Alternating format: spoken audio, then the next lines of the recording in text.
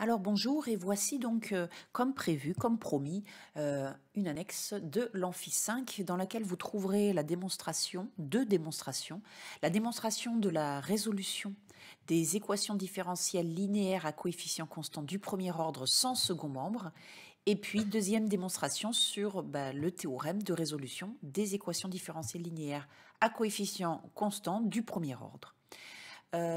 Cette vidéo est plutôt destinée aux étudiants qui souhaitent poursuivre leurs études après le DUT. Donc la première démonstration, c'est parti. Quelles sont les solutions de l'équation différentielle y' plus ay est égal à 0, où a est un réel. C'est parti. Alors, si vous vous rappelez un petit peu de l'exemple que nous avions résolu dans la vidéo 13, où a était égal à moins 4, on commence par faire passer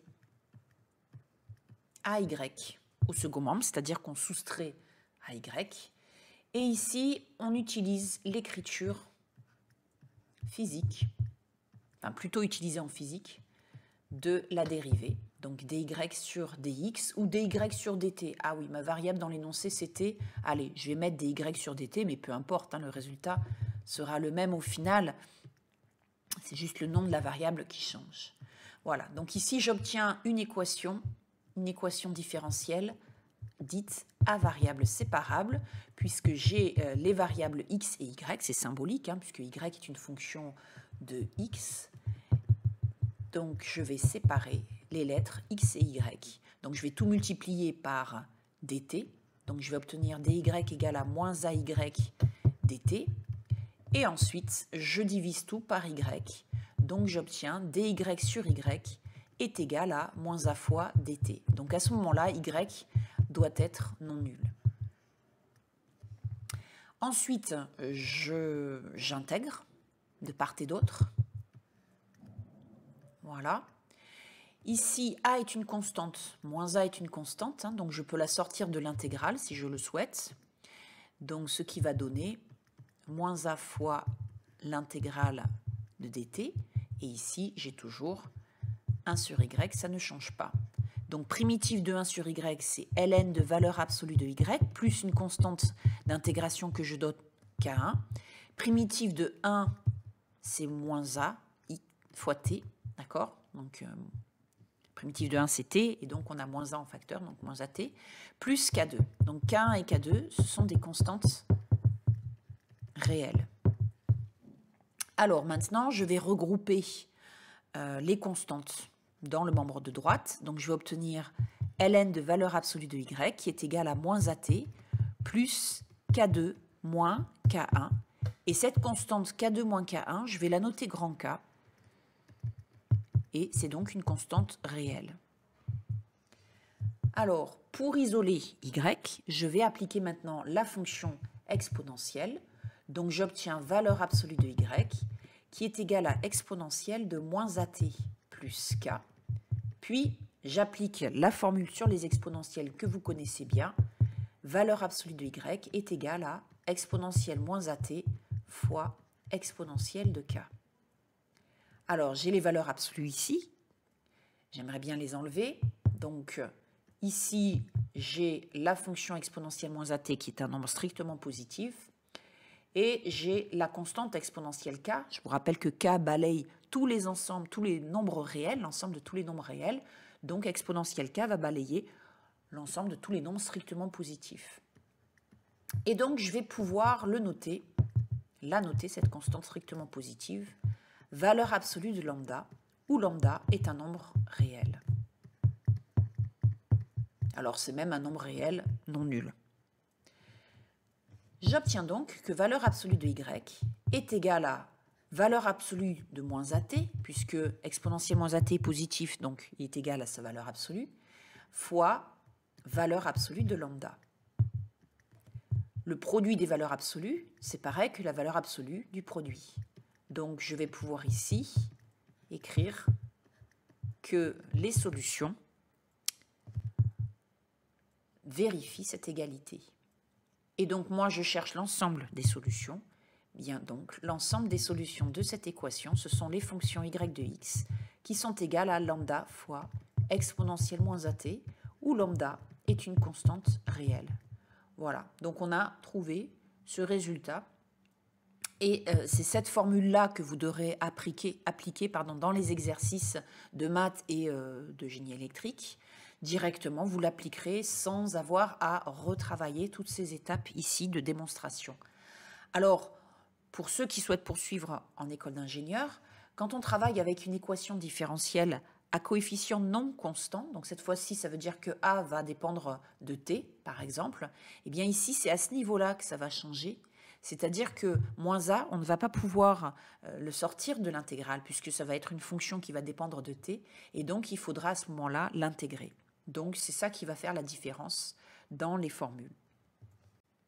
Voilà, donc nous allons maintenant démontrer le résultat suivant, à savoir que les solutions de l'équation différentielle linéaire à coefficient constant y' plus ay égale à f sont de la forme y0 plus yp, où y0, ce sont les solutions de l'équation sans second membre, y' plus ay égale à 0, et yp, c'est une solution particulière de l'équation complète avec second membre, que l'on note yp.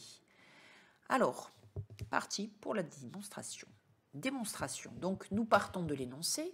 Donc l'énoncé, nous devons résoudre l'équation y' plus ay égale à f, où a c'est une constante réelle et f est une fonction continue sur un certain intervalle. Alors en général, nous ce sera toujours sur R, puisque nous allons travailler avec des polynômes au second membre, ou fonctions exponentielles, ou des fonctions trigonométriques.